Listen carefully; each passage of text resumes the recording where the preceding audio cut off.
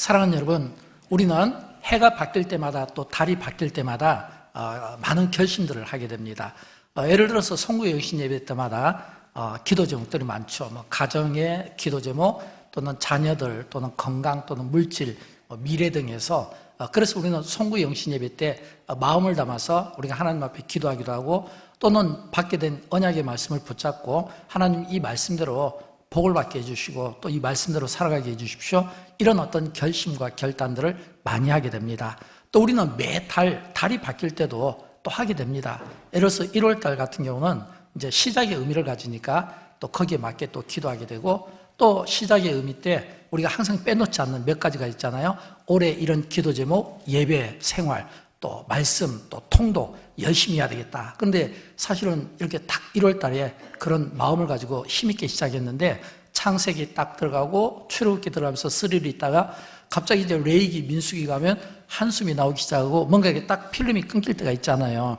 그럴 때 또 우리는 결심합니다. 내가 이번에 3월 달 오늘 1일이니까 잘 됐다. 내가 다시 한번 시작해야지. 이런 마음들이 혹시 여러분에게 없을까요?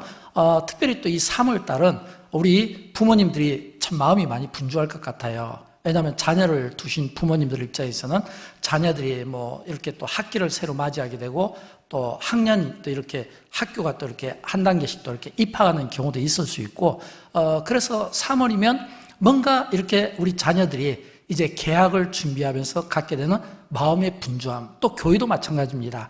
교회도 예를 들어서 교회가 1월달 딱 예를 들어서 교사로 찬양대로 봉사를 하게 되지만 또 3월달이 되면 또 새롭게 시작하는 게 있잖아요. 여러분 주보 보셨잖아요. 이번 주에 이제 우리 43명의 우리 평신도 성경 공부반이 시작합니다. 또 대략 한 20명 이상의 또 전도 통례가 또 새로 시작하게 되겠죠. 또 그런가 하면 또 이제 3월달이니까 또 내가 마음을 먹고 한번 열심히 큐티 생활을 해봐야 되겠다. 내가 딱 마음을 먹고 이런저런 어떤 기도의 제목들을 놓고 내가 한번 또 시작해 봐야 되겠다. 우리는 주님이 오시는 그날까지 우리가 연약한 본성을 가지고 있고 또 우리가 꾸준히 일관된 어떤 삶을 살기 어렵기 때문에 우리는 또 결심합니다. 넘어지기도 하지만 또 결심합니다. 이렇게 자꾸 결심을 하는 거예요. 그때 저는 여러분에게 이렇게 한번 질문을 던지고 싶어요. 그렇게 결심하는 여러분의 마음은 그 마음의 온도는 어떠한가라고 하는 겁니다. 예를 들어서 이제 제자훈련에 임하는 여러분의 마음의 온도는 어떠하십니까? 또 자녀를 또 이렇게 학교에 개학시키고 개강시키고 또는 멀리 떠나보내는 마음의 온도는 어떠합니까? 마음의 온도. 왜냐하면 우리가 신앙생활할 때 환경보다는 마음이 중요합니다. 환경보다는 마음이 중요해요. 환경이 중요하지 않은 것은 아니지만 그러나 그 환경을 대하는 마음의 그 태도가 중요하고 그 마음의 태도에 따라서 우리의 신앙의 질은 달라질 수밖에 없다라고 하는 겁니다. 그래서 우리는 보통 마음을 이야기할 때 우리가 한자로 마음심을 쓰잖아요. 마음심은 밑에 이렇게 딱 이렇게 받침대가 있어서 이 받침대가 딱 지렛대로 기준을 삼아주는데 보면은 3개의 점이 있거든요. 근데 그 점을 좀 이렇게 확대해서 보면은 꼭 그 점이 무슨 모양이냐면 피의 모양으로 이렇게 돼 있어요. 피의 모양으로. 피의 모양으로 위에도 하나 있고 좌우에도 하나씩 있는 거예요. 이 피의 모양으로 있다는 것은 뭔가 이 피의 흐름을 형상화해서 그래서 이 마음심자를 만들 때 이 피의 어떤 모습을 형상화한 그런 상형문자로 이 마음심이 만들어졌을 것이라고 생각을 하게 됩니다. 그런데 여기서 우리가 한 가지 참고로 알아야 될 것은 이 마음심이 그러면 피를 이렇게 형상화하고 상징을 하면 그러면 심장과 같습니까? 라고 할 때 이 심장과 성경이 말하는 마음은 차이가 있습니다. 심장을 이야기할 때는 몸의 기능 중에서 심장은 가장 중요하잖아요. 왜냐하면 피를 보내잖아요. 이렇게 피를. 그러니까 사실은 몸의 기능 가운데 심장은 가장 중요한 하나의 몸에 중요한 이런 장기가 될 수 있는데 그러면 성경에서 이 마음을 이야기할 때 이 마음은 어떤 의미냐면 이 마음이 인격을 의미하는 겁니다. 마음이라고 할 때는 인격의 중심, 또 영적 삶의 중심, 또 영적인 어떤 이런 그 영혼의 중심, 이거를 마음으로 이야기하는 경우가 많이 있습니다. 그래서 어떤 분은 이렇게 설교를 하더라고요. 인간의 마음은 마치 자동차의 엔진과 같습니다. 이렇게 이야기를 해요. 왜냐하면 그 자동차에서 엔진은 굉장히 중요하잖아요. 여러분, 아무리 우리가 좋은 자동차, 고급스러운 자동차, 굉장히 멋진 이런 브랜드나 이런 자동차를 타고 다니더라도 중요한 것은 그 자동차의 그 안전과 성능은 어디에서 결정되냐면 엔진에서 결정되잖아요. 좋은 차를 타도 엔진이 좀 나쁘거나 성능이 떨어지면 그 차는 오래가지 못하는 겁니다. 그러나 낡은 차라 할지라도, 오래된 차라 할지라도 엔진이 좋으면 그 차는 오랫동안 힘있게 달릴 수가 있는 거예요. 자동차의 생명이 그 자동차의 어떤 모형이나 외형에 있는 것이 아니라 엔진에 있다는 거예요. 엔진에. 그런 것처럼 저는 인간도 마찬가지라고 생각해요. 우리가 이 자동차의 이 엔진에다가 비유한 것처럼 저는 인간의 마음도 똑같다고 생각을 해요. 어떤 마음요? 우리가 하나님의 말씀을 대할 때 이 마음이 냉랭한가 식었는가, 아니면 이 마음이 뜨거운가. 예를 들어서 마음이 식었다, 이 말은 이미 내 마음의 인격의 그 중심에서 뭔가가 식어버린 거예요. 어떤 사건, 어떤 일, 어떤 이유, 또는 어떤 게으름이라든지 이런 것들이 전부 다 이게 식어지면은 내가 예배를 드려도 밋밋하고, 내가 봉사를 해도 마음의 기쁨보다는 의무로, 그러니까 기쁨으로 감사함으로 하기보다는 억지로 그냥 그 어떤 체면 때문에 한 이런 경우가 있잖아요. 이게 뭐냐면 마음이 식으면 일어난 일이거든요. 그러나 마음이 뜨거우면 어떻게 됩니까? 마음이 뜨거우면 우리가 예배 한 번을 드리더라도 찬양하고 기도해도 기쁨이 있고 감사가 있고, 이 마음이 뜨겁다는 것은 내 안에 있는 모든 이 영적인 문제부터 마음의 문제 등 해서 모든 것들이 치유가 된다는 겁니다. 그래서 저는 할 수만 있으면 저와 여러분, 우리가 하나님 앞에 예배를 드릴 때 예배하는 우리의 마음의 태도가 냉랭하고 식어서 그냥 우리가 어떤 습관이나 의무에 따라 예배를 드리는 것이 아니라 이 마음이 뜨거워서 하나님에 대한 감격과 감사함으로 예배드리는 저와 여러분 되기를 주님의 이름으로 축원드립니다. 그래서 성경은 마음에 대해서 많이 이야기를 하고 있어요. 그 중에 몇 가지만 좀 소개하면, 이 성경은 마음을 어떻게 이야기하냐면 존재의 중심으로 이야기합니다. 잠언 4장 23절 같이 읽어보도록 할까요? 내 마음을 지키라, 생명의 근원이 이에서 남이니라 그랬거든요. 그러면 이 생명의 근원이 어디에서 나온다고요? 마음에서 나온다는 거예요. 구원도 마찬가지예요. 여러분, 구원도 로마서 10장 10절에 보면 뭐라고 되어 있냐면, 구원도 사람이 마음으로 믿어 의에 이르고, 이렇게 되어 있거든요.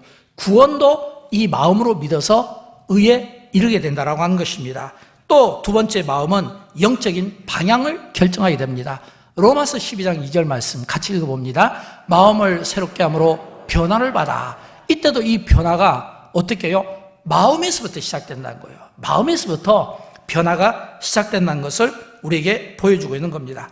그래서 하나님은 어떤 상황이나 환경보다는 마음을 보고 싶어 해요. 세 번째는, 그러면 이 마음은 하나님이 오시는 자리가 되기도 해요. 우리가 잘 아는 말씀이잖아요. 사무엘상 16장 7절 말씀, 사람은 외모를 보거니와 나 여호와는 중심을 보시느냐. 이때 하나님이 오시는 이 중심이 바로 우리의 마음밭이다라고 하는 겁니다. 하나님은 우리의 직분에 관심 없습니다. 그 직분을 가진 사람의 마음을 보고 싶어 해요. 하나님은 우리가 어떤 사역을 하는가에 관심을 갖기보다는 그 사역을 하는 그 사람의 마음, 그 태도, 그 마음이, 그 인격이, 그 영적인 상태가 어떠한지 이걸 더 보고 싶어 하는 거예요. 열매보다 더 중요한 것은 그 열매 이전에 마음의 동기를 우리에게 보고 싶어 하는 거예요. 왜냐하면 바로 우리의 마음이 하나님의 예배를 받으시는 자리가 되고, 그리고 이 마음이 바로 우리가 하나님 앞에 영적인 예배를 드리기 때문입니다. 그러나 이 마음이 다 이렇게 좋은 의미만 있는 건 아니에요. 네 번째로, 이 마음은 어떤 의미를 가지고 있냐면 죄와 은혜가 시작되는 자리가 되기도 합니다. 에르미야서 17장 9절 말씀을 우리 같이 읽어보도록 할까요? 만물보다 거짓되고 심히 부패한 것은 마음이라 그랬잖아요. 만물보다 거짓되고 심히 부패한 것은 마음이라. 이 마음은 어떤 마음입니까? 이 마음은 죄도 어디에서 시작된다고요? 마음에서 시작된다는 거예요. 또 은혜도 어디에서 시작된다고요?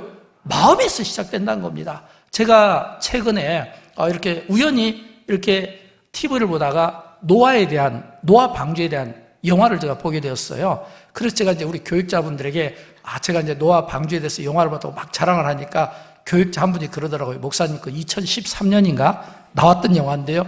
저는 이제 막 신작인 줄 알고 얼마 전에 신의 악단처럼 열심히 자랑했다가 한참 늦게 봤더라고요. 근데 제가 그 노아의 방주라는 그 영화를 보면서 거기서 제가 한 가지 보게 된 게 있는데, 그게 뭐냐면 노아가 성경에 보면 당대 의인으로 되어 있는데, 물론 영화니까, 그러나 그가 의인임에도 불구하고 계속해서 그 영화에서 보여주는 노아의 마음의 내면의 상태는 죄인이었다는 거예요. 죄인이었다는 거예요. 그래서 자기 마음의 그 내면의 상태가 죄인이고 죄인인 것을 깨닫고, 그 죄가 결국에는 하나님께로부터 받는 이 홍수 심판을 보게 되니까 자식을 낳고 싶지 않은 거예요. 자식을 낳고 싶지 않아요. 그래서 그 막 손주를 막 죽이려고 하는 그런 살인적 동기를 가지고 있더라고요. 물론 영화니까 좀 약간 리얼하게 조금 성경과 다른 모습을 우리에게 보여줄 수 있을지는 모르지만, 그러나 작가가 그 노아라는 한 성경이 우리에게 이야기하는 그 의인의 그 내면의 상태를 우리에게 보여주는데, 이 내면의 상태가 진짜 죄인의 모습이고, 그 노아가 자기의 내면을 보면서 자꾸 놀라는 거예요. 자꾸 무릎을 쪼아리고 하나님 앞에 기도한 거예요. 근데 여러분 아십니까? 그런 그 영적인 내면의 상태를 이 노아가 지금 하고 있을 때 가족들은 보지 못한다는 거예요. 가족들은 전혀 그 모습을 볼 수 없는 거예요. 여러분, 복음이라는 것은 바로 그거예요. 복음이라는 것은 우리가 이제 다음 주, 이번 주부터 전도를 나가야 될 텐데, 전도하시는 분들의 이 마음이 어떤 마음이냐면 교체가 돼야 돼요. 어떻게 해요? 제약된 내가 하나님의 은혜로 마음이 교체된 거, 이게 복음이에요. 이 복음을 우리가 가질 때 우리는 힘있게 쓰임을 받을 수 있다라고 하는 것입니다. 누가복음 24장은 엠마오로 가는 두 제자의 이야기를 우리에게 들려주고 있습니다. 그 가운데 이 누가복음 24장에 엠마오로 가는 이 두 제자의 마음을 보여주고 있는데, 어떤 마음이냐면 뜨거워지는 그 과정을 보여주고 있어요. 그러면 이 두 제자가 어떻게 마음이 뜨거워졌는가, 이걸 좀 설명을 드리는데, 설명을 위해서 제가 제일 처음 시작되는 13절과 14절을 올렸습니다. 우리 같이 한번 읽어보도록 할까요? 그날에 그들 중 둘이 예루살렘에서 25리 되는 엠마오라는 마을로 가면서 이 모든 된 일을 서로 이야기하더라. 아멘. 여러분, 여기서 이 그날은 어떤 의미냐면 예수님께서 부활하신 날이에요. 예수님께서 부활하신 날. 근데 예수님께서 부활하신 날 그들 중 두 제자가 예루살렘에서 엠마오로 간다는 거예요. 근데 이 예루살렘에서 엠마오로 가는데 한 25리 정도 되는 이 길을 지금 가면서 모든 되어진 말을 서로 이야기하더라 라고 이렇게 되어 있습니다. 그러면 그날 예수님이 부활하신 날 왜 두 제자는 엠마오로 가야만 했는가라고 하는 겁니다. 여기에서 우리가 깨달아야 되는 게 있어요. 그게 뭐냐면, 예수님이 부활하셨다는 것은 이미 예수님이 성경대로 태어나셨고 성경대로 죽으셨다가 성경대로 부활하셨으니까 성경의 역사가 그대로 이루어진 날입니다. 하나님이 영광 받으신 날이고 하늘에서는 승리를 우리가 외쳐야 되는 그런 날이에요. 근데 이 두 제자는 지금 어디로 가냐면 엠마오로 가고 있다는 거예요. 이 엠마오로 가고 있다는 것은 이제 예루살렘이 싫어서 떠나는 거예요. 그러니까 우리가 신앙생활 하더라도 우리가 알아야 될 것은 하나님의 생각과 인간의 감정 사이에는 격차가 크다는 것을 알아야 돼요. 하나님의 생각과 인간의 감정 사이에는 차이가 있다는 겁니다. 어떤 차이예요? 하나님의 생각은, 지금 이 하나님의 마음은 지금 예수님을 부활시켜 준 거예요. 그러나 이 인간의 감정은 예수의 부활을 들었음에도 불구하고 그들이 지금 엠마오로 간다는 것은 현실 속으로 가는데, 그 가는 길, 올라가는 길이 아니라 내려가는 길이다라는 것을 우리가 보여주고 있는 겁니다. 저는 지난 몇 주에 걸쳐서 제가 주중에 예배의 삶과 주일의 예배의 삶이 같아야 된다고 제가 여러 번 반복했잖아요. 왜냐하면 우리가 주일의 예배의 삶은, 조금 전에 우리 중고등부 우리 청소년들이 이렇게 수련하는 영상을 보면서 막 감동이 되잖아요. 찬양돼요. 제가 이렇게 이제 같이 이렇게 모여서 목사님들하고 이렇게 덕담을 나눌 때 참 찬양대 자랑을 많이 합니다. 기회만 되면 진짜 우리 1, 2부 찬양대가 정말 많은 분들 앞에서 좀 찬양하는 그런 시간을 좀 가졌으면 좋겠다. 공간이 있으면, 허락되면 자랑을 많이 하거든요. 여러분 얼마나 막 은혜가 되면 박수가 막 절로 나오잖아요. 기도도 막, 장로님들의 기도도 막 뜨겁고 굉장히 깊잖아요. 그러니까 이 주일날 굉장한 은혜를 받는 거예요. 근데 이 굉장한 은혜를 받는데 이 주중에 딱 현실 속으로 나가면 그 현실 속은 내가 주일날 받았던 은혜, 내가 아멘으로 화답했던 은혜, 내가 손들고 찬양했던 은혜, 내가 눈물로 기도했던 은혜, 이런 은혜들이 실제 현재 이 현실 속으로 가면 두 제자가 하나님께 영광을 올려야 될 그들이 어디 가냐면 엠마오로 갔다는 거예요. 근데 여러분, 이 엠마오가 어떤 곳입니까? 이 엠마오는 예루살렘을 이야기할 때는 보통 우리가 기독교적으로 보면 예수님의 십자가 사건이 일어났다니까 굉장히 기독교 역사의 장소라고 볼 수가 있습니다. 하나님의 구원이 선포되고 그 구속이 이루어진 날이 바로 예루살렘입니다. 예루살렘은 사명의 도시기도 해요. 거기에 비해서 이 엠마오라고 하는 이 도시는, 이게 예루살렘이 높은 지대에 있다면 엠마오는 낮은 지대에 있거든요. 거리가 25리잖아요.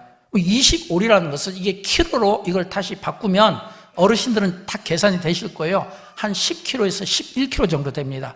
결코 가까운 거리가 아니에요. 10km 이상에 되는 그 거리를 부활의 주님이 지금 제자들과 함께 이야기를 나누면서 갔다는 것은 예수님께서 단순히 무슨 산책이나 어떤 코스를 하나 돌기 위해서 갔다는 이런 의미가 아니에요. 적어도 10km 이상의 그 길을 예수님께서, 부활의 주님이 제자들과 함께 갔다는 것은 이게 어떤 의미겠습니까? 이 제자들이 지금 갈 때는 높은 곳에서 아래로 가니까 그들은 이렇게 생각할 거 아닙니까? 하늘에서는 예수님이 부활하셨으니까 막 교회 성전이 휘장이 찢어지고 위에서 아래로 하늘에서는 막 어떤 영광을 선포하고 있지만, 그러나 현실 속에 있는 이 제자들은 다르게 생각했을 거예요. 예수님의 이 부활을 체험하기 전에는 마치 도마처럼 예수님의 손 못자국 보기 전에는 못 믿겠다는 이런 심정이잖아요. 그러니까 예수의 십자가는 실패했을지 몰라, 주님이 부활하셨다고 믿어지지가 않는데, 이런 마음 아니겠어요? 그러니까 그들이 내려갈 수밖에 없었다라고 하는 것입니다. 내려가는 그 길이 얼마나 초라하고 얼마나 슬프겠습니까? 여러분, 우리가 어떤 일에 성공했을 때는 많은 사람들의 박수가 있어요. 많은 사람들의 환호가 있습니다. 그러나 우리가 어떤 일에 실패했을 때, 낙심했을 때 찾아오는 것은 외로움과 공허와 두려움 아니겠습니까? 혼자밖에 없다고 생각하는 그런 그 외로움과 그 두려움에 아마 그런 내리막길이었을 거예요. 그런데 예수님이 동행을 해주신 거예요. 저는 이런 부활의 주님이 이 엠마오로 가는 두 제자와 동행하시면서 오손도손 이야기를 나눈 이 모습을 통해 다시 한번 우리가 하나님의 그 사랑을 우리가 깨닫지 않을 수가 없게 되는 거예요. 우리가 즐겨 부르는 찬송가 가운데 이런 찬송가가 있습니다. 찬송가 442장 저 장미꽃 위에 이슬, 이 찬송가의 후렴 부분에 보면 이런 가사가 나오잖아요. 주님 나와 동행을 하면서 나를 친구 삼으셨네. 우리 서로 받은 그 기쁨은 알 사람이 없도다.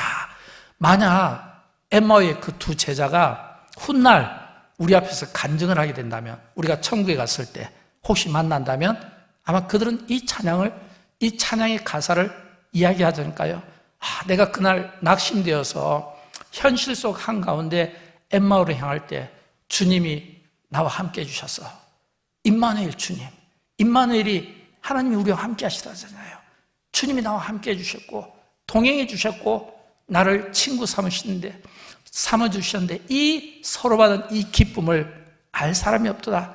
아마 이런 이 찬양의 가사가 나오지 않겠는가라고 하는 겁니다. 사랑하는 여러분, 제가 이 말씀을 드리는 것은 우리 인간은 연약함이 있습니다. 그리고 이 연약한 본성이 있습니다. 이 연약함은 우리가 노력한다고 해서 되는 문제는 아닙니다. 그래서 우리는 이 연약함 때문에 우리가 신앙생활을 일관되게 하지 못하는 이유가 되는 거예요. 우리는 다 영적으로 충만하기를 원합니다. 우리는 다 성령 충만받기를 원합니다. 우리는 하나님이 주시는 각각의 은사로 충만받기를 원하고 하나님이 우리에게 주신 어떤 은혜로 넘치기를 원하지만, 마음은 그렇지만 그러나 실제 우리의 몸은 그게 잘 안 되는 거예요. 예수님께서도 말씀하셨잖아요. 너희가 마음에는 기도를 원하고 있지만 육신이 약하다고 했잖아요. 마음에는 기도를 원하고 있어요. 우리에게는 다 그런 마음이 있어요. 잘하고 싶은 마음, 인정받고 싶은 마음, 성공하고 싶은 마음, 베풀고 싶은 마음. 마음은 원인데 육신이 안 따라준다는 거예요. 이 말은 우리가 어떤 기대와 어떤 꿈을 가지고 있지만 우리가 순간순간 무너지고 넘어질 때가 많다라고 하는 겁니다. 연약한 인간이라고 그래요. 어떤 일의 계기로, 사건으로 또는 게으르거나 또는 무관심하거나 그러나 우리가 알아야 될 것은 그러나 그런 가운데서도 임마누엘의 주님은 그 내려가는 그 제자들을 그대로 두지 않는 거예요. 저는 이게 하나님이 우리를 사랑하신 증거라고 생각합니다. 우리가 이런 말을 다른 말로 기독교 교리 공부하신 분은 알잖아요. 섭리라는 말을 써요.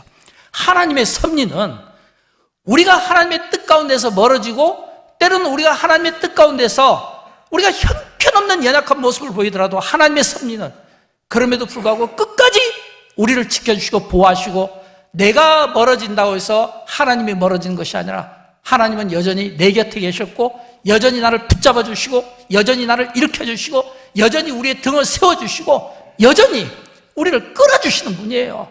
그 말씀이 지금 부활의 주님이 엠마오로 가는 이 두 제자에게 그대로 지금 보여지고 있는 거예요. 그 사랑이, 저는 그 사랑의 절정이 오늘 우리가 읽었던 본문이라고 생각합니다. 우리가 읽었던 본문 말씀 누가복음 24장 32절 말씀을 우리 그런 마음으로 다시 한번 읽어보도록 할까요? 그들이 서로 말하되 길에서 우리에게 말씀하시고 우리에게 성경을 풀어주실 때에 우리 속에서 마음이 뜨겁지 아니하더냐. 아멘. 마음이 뜨겁지 아니하더냐. 저는 이 말씀에서 지금 그들이 서로 말하는 거예요. 길에서 우리에게 말씀하시고 길에서 우리에게 성경을 풀어주셨잖아. 우리 속에서 마음이 뜨겁지 아니하냐. 지금 그들이 서로 말하는 이 서로 말한다는 이 말씀이 굉장히 중요한 거예요. 이게 공동체의 소중함과 중요성을 우리에게 가르쳐 주는 겁니다. 왜냐하면 여러분 신앙은 물론 개인의 신앙이 중요해요. 그러나 신앙의 확신과 이 체험이 개인의 신앙으로만은 되지 않는 부분들이 있다는 겁니다. 왜냐하면 하나님께서 인간을 창조하실 때 남자와 여자를 두시고 창조하실 때 교회 이전에 먼저 가정을 두신 것은 어떤 의미냐면 함께하는 법을. 그래서 이 공동체 안에서 함께 그들이 서로 말하되, 이 말은 서로 각각 개인의 어떤 나는 조용한 걸 좋아, 나는 침묵을 좋아. 조금 전에 우리 청소년들 영상을 봤잖아요. 전부 다 보니까 이게 보면 아이들하고 교사하고 눈을 안 마주치고 또 아이들하고 교사하고 눈 안 마주치는 게 아니라 휴대폰 보고 동서남북으로 고개 돌리고 선생들은 천장 쳐다보고, 이게 뭐냐면 서로 군중 속의 고독의 모습이거든요. 고독의 현장이 그런 거예요. 근데 이런 모습이 아니라 지금 이 엠마오로 가는 이 두 제자가 그들의 마음이 왜 뜨거워졌냐면 서로 우리가 이야기를 주고받았다는 겁니다. 여러분, 교회 공동체는 바로 그런 거예요. 서로 모여서 예배도 드리지만 또 서로 교제도 하고 또 서로 나누기도 하고, 그래서 서로 함께 즐거운 일에도 또 우는 일에도 함께 보니까 어제 또 우리 찬양대 또 어제 보니까 또 이렇게 오리엔테이션 그리고 세미나 식사 등을 하는 것을 제가 잠깐 이렇게 보았는데 함께 하더라고요. 서로 교제도 하고. 여러분, 교회는 그래야 돼요. 성경 공부를 하더라도 구역 모임을 하더라도 또는 하나님 앞에 예배를 드리더라도 이렇게 서로 함께 서로 말하는 이런 이 공동체의 이 아름다움이 저와 여러분을 통해서 영광교회 속에서 그 아름다운 그 열매를 맺게 되기를 진심으로 축복합니다. 근데 이런 이 서로 이야기를 주고받을 때 이제 여기서 그 다음 단계가 나와요. 뭐가 나오냐면 우리에게 성경을 풀어주실 때, 이렇게 돼 있거든요. 우리에게 서로 성경을 풀어주실 때, 서로 말할 때 길에서 우리에게 말씀하시면서 성경을 풀어주신 분이 계시다라고 하는 겁니다. 여러분, 이 성경을 풀어주셨다는 이 이야기는 단순하게 받으면 안 되는 거예요. 왜냐하면 앞에서 25리라고 있잖아요. 그러면 굉장히 먼 거리거든요. 그러면 이 먼 거리라면 제가 생각할 때는 제 표현에 의하면 지금 두 제자는 예수님 부활했어도 그 소식을 들었어도 여전히 그들은 낙심된 상태예요. 이 말은 뭐냐면 마음이 차가워졌다는 거예요. 여러분, 마음이 차가워지면, 마음이 식어버리면요 어떤 일이 나냐면 자연적으로 모든 것들이 식어지게 되는 거예요. 근데 여기에서 우리에게 성경을 풀어주실 때 마음이 뜨겁지 않느냐, 이 말은 이 마음이 어떻게 뜨거워지는가라고 했을 때 이 마음이 뜨거워지면 우리의 식어진 이 마음을 회복시켜주는 결과를 만들게 된다는 겁니다. 그래서 이 마음이 뜨겁지 아니하더냐라고 했을 때 이 마음과 뜨거움의 이 헬라어 원어를 제가 좀 사전적 표현으로 읽어드리도록 하겠습니다. 먼저 이 마음을 보면 단순한 감정이 아니라 의지와 사고와 영적 중심을 포함하는 존재의 핵심이 되는 겁니다. 그 다음에 뜨겁다고 할 때는 단순한 감정적 흥분이 아니라 타다, 불이 붙다 이 뜻이 되는 거예요. 그러니까 마음이 뜨겁다 이 두 단어를 오버랩하면 어떤 뜻입니까? 지금 예수님께서 길을 걸어가면서 두 제자에게 성경을 풀어줄 때 그 풀어진 하나님의 말씀이 그 두 제자의 마음에 불을 붙인 거예요. 불을 붙였다는 거예요.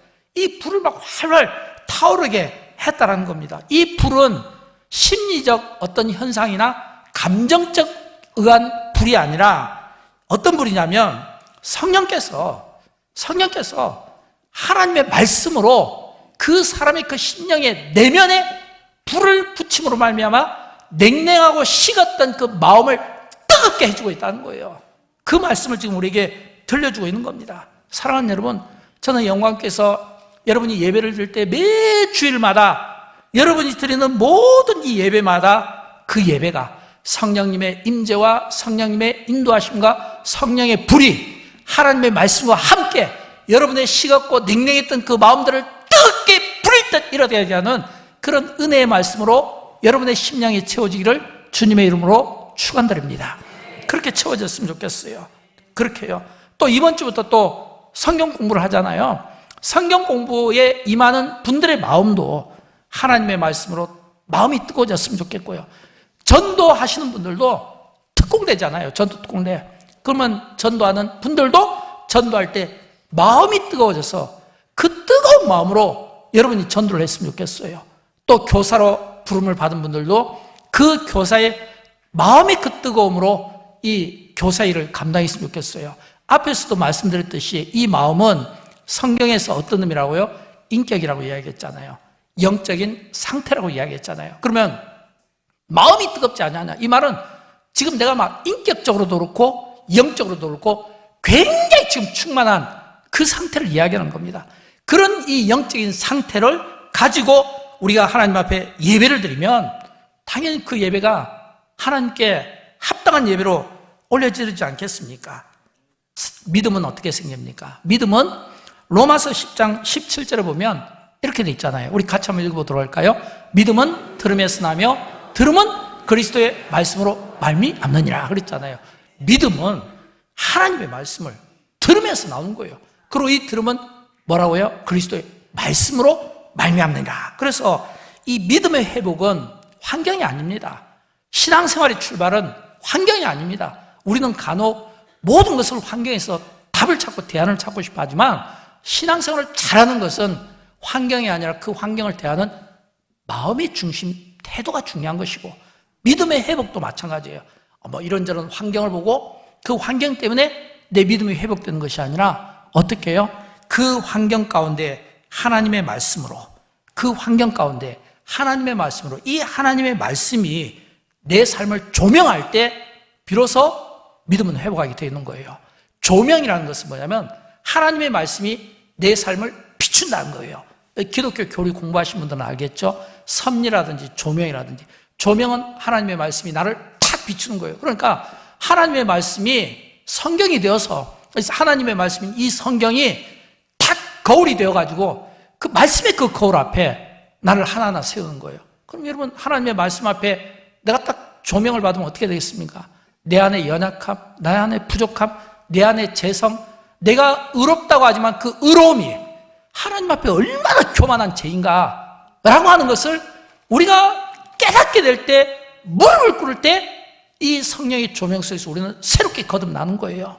저는 하나님의 말씀이 저와 여러분의 심령에 꽂히고 하나님의 그 말씀 앞에서 다시 한번 저와 여러분의 삶이 새롭게 이 잘못되었던 이 모든 삶들이 청산되고 다시 한번 여러분의 믿음이 회복되고 여러분의 신앙이 회복되기를 주님의 이름으로 축원드립니다. 두 번째는요, 이게 마음이 뜨거워지면 어떤 일이 나냐면 인생의 방향이 바뀌게 되는 겁니다. 이 말은 뭐냐면 사명의 자리로 다시 돌아가게 되는 거예요. 본문에서 두 제자가 예수님의 부활 소식을 들었음에도 불구하고 그들이 엠마오로 갔다는 것은 그들의 그 주일의 삶이 주중의 삶에서 아무런 영향을 끼치지 못했다는 거예요. 얼마나 예루살렘에서 주님의 말씀을 들었겠습니까? 어쩌면 갈릴리에서부터 들었을지 모르잖아요. 예수님의 말씀을 듣고 예수님의 기적을 보고 예수님의 그 따뜻한 마음과 그리고 예수님의 그 긍휼과 여러 병자들을 고치는 이런 사건들을 경험했을 텐데 그런 그 충만한 은혜가 왜 그들로 하여금 엠마오로 내려가게 만들었냐는 거예요. 그렇게 충만했던 내가 현실 속으로만 내려가면 사정없이 그 현실 속에서 떨어지는 그런 우리의 그 모습들을 우리가 보면서 여러분 놀라지 않습니까? 중요한 것은 우리의 마음이 식으면요, 우리가 사명을 가지고 있어도 이 사명이 무겁게 느껴지는 거예요. 마음이 식으면요, 예배를 드려도요, 먼저 이 예배가 그냥 힘들고 막 불편한 자리가 되는 거예요. 그래서 우리는 이 식은 마음을 가지고는 우리가 신앙생활을 하면 안 된다라고 하는 겁니다. 그런데 예수님께서 엠마오로 가면서 길에서 성경을 풀어주면서 그들의 마음이 뜨거워졌다는 것은 말씀이 그들을 살아나게 만든 겁니다. 말씀이 그들을 살린 거예요. 다시 말하면 말씀이 그들의 인생을 다시 한번 재조명하면서 다시 한번 자신이 어떤 삶을 살아야 되는가를 하나님의 말씀이 그 제자들을 깨닫게 해주셨다고 하는 것입니다. 제가 이렇게 사역훈련을 이렇게 하게 될 때 제일 먼저 가르치는 게 로마서 8장입니다. 아마 이 가운데 사역훈련 하신 분들은 로마서 8장에 대해서 다 알고 있습니다. 로마서 8장을 제일 먼저 들어갈 때 어디에서 시작하냐면 로마서 8장 1절을 보면 그러므로 그리스도 예수 안에서는 결코 정죄함이 없느니라 그랬거든요. 그러므로 그리스도 예수 안에서는 결코 정죄함이 없느니라. 이 말씀이 어떤 분에게는 식상하게 들릴 수 있어요. 늘 듣는 말씀인데 항상 그렇게 이야기하니까 우리는 예수 안에서 제3을 받았으니까 우리는 정죄함 받지 않는다고요. 그러나 어떤 사람에게는 그리스도 예수 안에서 결코 정죄함이 없느니라 이 말씀이 그 사람의 심령이 탁 꽂히게 되니까 굉장한 이 변화가 생기는 거예요. 자기 자신이 그동안 죄의 문제를 고민했고 이 죄의 문제를 풀어내지 못했던 내가 그리스도 예수 안에 있는 자에게는 결코 정죄함이 없다는 이 말씀을 놓고 목사님 사실인가요? 정말 그리스도 예수 안에 있으면 정죄함이 없습니까? 라고 하는 그 질문을 받고 그리고 그 질문에 대해서 제가 또 답을 드리게 된 거예요. 그렇다면 여러분 그분에게 로마서 8장 1절을 통해 그리스도 예수 안에 정죄함을 받지 않습니다라는 이 말씀은 어떤 의미겠습니까? 지금 엠마오에 있는 두 제자가 그날에 주님의 부활의 날에 지금 엠마오로 갔다고 했잖아요. 그러면 그 사역훈련을 하면서 결코 정죄함을 받지 않는다는 그날이 그분에게는 지식이 축적된 날이 아니라 마음이 뜨거워진 날이 되는 거예요. 야, 내가 죄인이었는데 이 죄의 문제를 해결하지 못했는데 내가 이 죄의 문제를 내가 드디어 해결받게 된 이 답을 얻었다고 하던 그 마음이 뜨거워진 날이에요. 여러분 우리가 이제 앞으로 성경 공부도 하게 되고 또 우리가 하나님 앞에 예배를 드리고 우리가 구역 모임도 갖고 많은 교제가 있잖아요. 저는 우리가 성경 공부를 하든 또는 우리가 하나님 앞에 예배를 드리든 또는 구역을 통해서 또는 큐티를 통해서 말씀을 나누든 그것이 여러분의 지식이 축적되는 자리가 되지 않았으면 좋겠어요. 마음이 뜨거워지는 자리가 되었으면 좋겠어요. 우리가 하나님의 말씀으로 깨달아서 마음이 뜨거워지는 지식 축적보다 마음이 뜨거워져서 다시 한번 그 마음이 우리의 인생과 우리의 신앙을 재정립하는 이런 기회를 가졌으면 좋겠습니다. 사랑하는 여러분, 교회 부흥은 프로그램으로 되는 것이 아닙니다. 말씀이 내 마음에 불을 붙이는 사건입니다. 그럼 교회는 부흥하게 되어 있는 거예요. 하나님의 말씀을 배우는 여러분이 지식을 쌓는 자리가 되면 안 돼요. 마음을 뜨겁게 하는 자리가 되었으면 좋겠어요. 마음이 뜨거워지면 어떻게 되겠습니까? 결론적으로 이 엠마오로 가는 두 제자가 마음이 뜨거워지니까 어떤 일을 난주합니까? 결정적으로 그들이 내려가던 길을 턴해서 다시 예루살렘으로 올라간 거예요. 그냥 제가 한번 상식적으로 생각을 해봅니다. 그들이 분명히 부활의 아침에 주님이 부활하셨는데 내려갔다는 것은 오전 중에 내려갔을 것이고 11km 정도 되는 거리라면 상당한 먼 거리니까 아마 거의 밤중쯤 도착했을 텐데 근데 다시금 그들이 마음이 뜨거워지니까 다시 예루살렘길로 돌아간 거예요. 예루살렘으로 다시 돌아왔다는 것은 그들이 받았던 그 사명을 다시금 회복시키는 거예요. 다시 사명의 자리로. 근데 그 시간은 늦은 시간이에요. 밤 시간이에요. 그런데도 불구하고 왜냐하면 우리가 보통 지금이 아니라 예전에 2000년 전 중동의 밤은 어둡지 않겠습니까? 춥고 위험하잖아요. 그런데도 불구하고 마음이 뜨거우니까 다시금 그 사명의 자리를 향해서 유턴했다라고 하는 것입니다. 사랑하는 여러분, 저는 그런 것처럼 우리가 마음이 뜨거워지면 우리가 드리는 예배에 기쁨이 있지 않겠습니까? 또 마음이 뜨거워지면 우리의 사명에 대해서 우리가 그 소명을 특권으로 여기고 즐거운 마음으로 하지 않겠습니까? 마음이 뜨거워지면 이 마음이 인격이라고 했죠? 영적인 상태라고 했죠? 그러면 당연히 우리의 가정이 기쁨이 되고 또 영광교회가 또 이 땅의 모든 교회들이 다 부흥하는 그런 촉매의 역할을 감당하지 않겠습니까? 마음이 뜨거우며 저는 할 수만 있으면 사랑하는 우리 모든 성도들이 이 3월에 다시 한번 1월에 가졌던 마음을 다시 한번 돌아보았으면 좋겠고 1월에 가졌던 내 마음의 온도가 지금 3월 첫 주를 맞으면서 계속 이어지고 있는가?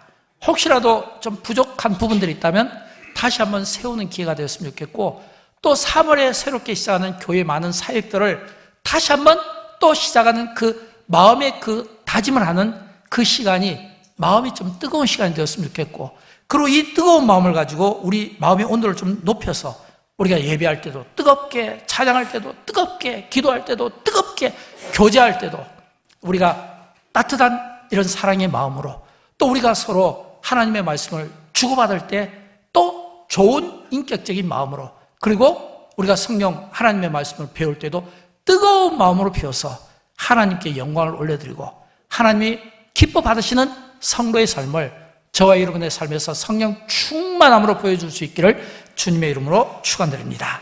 우리 함께 일어나실까요? 함께 찬양하도록 하겠습니다.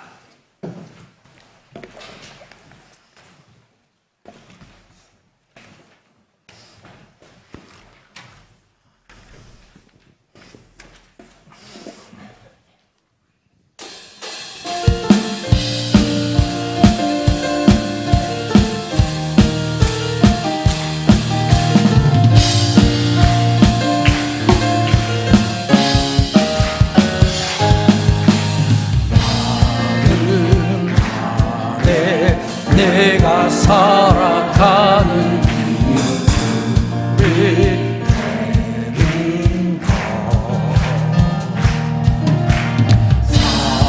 작은 큰 산보는 배우시 나를 쓰소서 물들여 주소서 내게 성령의 물 죽어진 영혼 살릴 수 있도록 나를 태워주소서 제단 위에 나를 드리니 열방의 불로 세우소서 주 발 앞에 신을 벗고 기도할 그를 주소서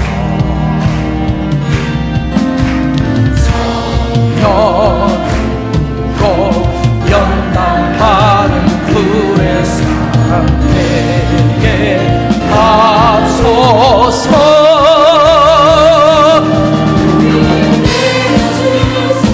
내게 성령의 불을 죽어진 영혼을 살릴 수 있도록 죽어진 영혼 살릴 수 있도록 태워주소서 제단 위에 나 드리니 열방의 불로 세우소서